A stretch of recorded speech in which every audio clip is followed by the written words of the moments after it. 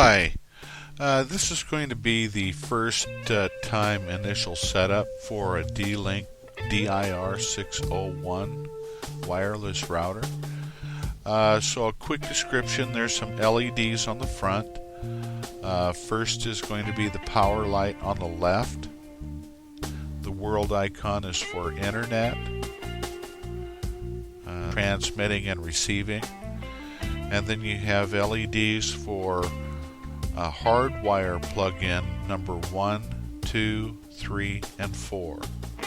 We will be using one of those ports for the initial setup. And looking at the back of the DIR-601, you can see where the plug-in ports are for 1, 2, 3, and 4. Those are computers or peripherals. Your internet from your broadband modem. Then you have an AC adapter port and then a reset button. So for the purpose of this particular video, we're not going to plug the internet in, but we will just walk you through the setup. So go ahead now and plug an Ethernet cable into port 1, 2, 3, or 4. I usually use port 1.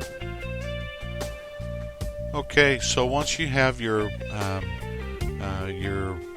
router plugged into an AC line and your Ethernet cable plugged into the back of your computer or the side of your computer, depends, open up a browser window, whatever browser you use. Now in your browser, go up to the address bar, typing the numbers 192 period 168 period 0 period and 1 and hitting enter. So leave the password blank and hit enter, and you should see this for the setup screen. So the very first thing we're going to do is we're going to set up the password for the logging into the router. So go to tools, go to the password and type it in twice. Now this is for the admin slot. If you add a different username, then the password for that user will be down below here in the next two slots. We're not going to add a username, we're just going to keep the admin. Click Save Settings. Once you've finished saving those settings, you should be logged out.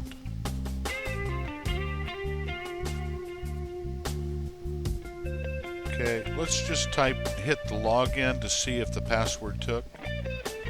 It did take, so now let's type the password back in to get back into our setup and continue. You can go ahead and leave the IP address and subnet mask alone. We'll type a device name. For this, it's going to be My Home. You can name yours whatever you want. We'll also click the domain name and click in My Home there as well. Let's clear the DNS relay. We want to keep the DHCP server alive. This shows you the address range that'll be assigned automatically is 100 through 199. Those are valid IPs for your router. Now for always broadcast, there's some equipment that doesn't work, so we're going to keep the always broadcast. You should keep a logbook, and in that logbook you're going to log computer names, IP addresses, and MAC addresses of all the equipment that's going to connect to your router. So you can see that mine is showing up here that was already pre-assigned. We'll do an example, but for right now, you can see that my MAC address, my IP address that I've assigned, is sitting right there. And we're going to keep it that way for right now. So click Save Settings.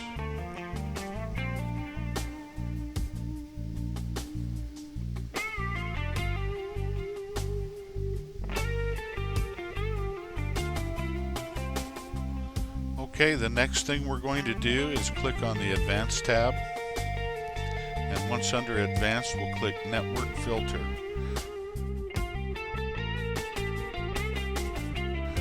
We're going to set it up so that only those computers whose MAC address is in the left-hand column of this screen is going to be allowed to log on to your router.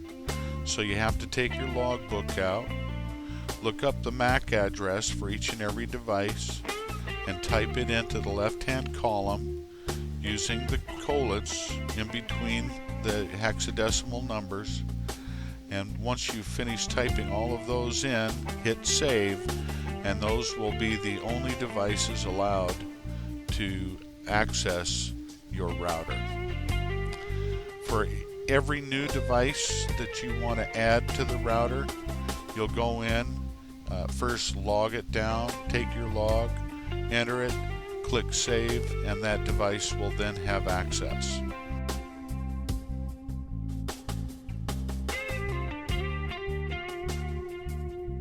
Finally, we're going to go back to setup and wireless settings, and let's do a manual wireless setup. So we're going to, we want enable wireless checked. We're going to name our modem with an SSID name of my home. The rest of those can be left in default. We're going to choose security mode of WPA personal. That's fairly secure. We're going to leave the others in default, but we're going to assign a keyword or key phrase between 8 and 63 characters long. Now once you have that assigned, you're going to go ahead and hit save, and once we've saved this, we have a pretty secure router.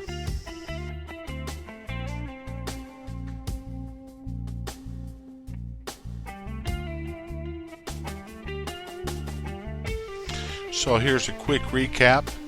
First, connect your router to a computer with an Ethernet cable. Set the admin password to access the router and save it.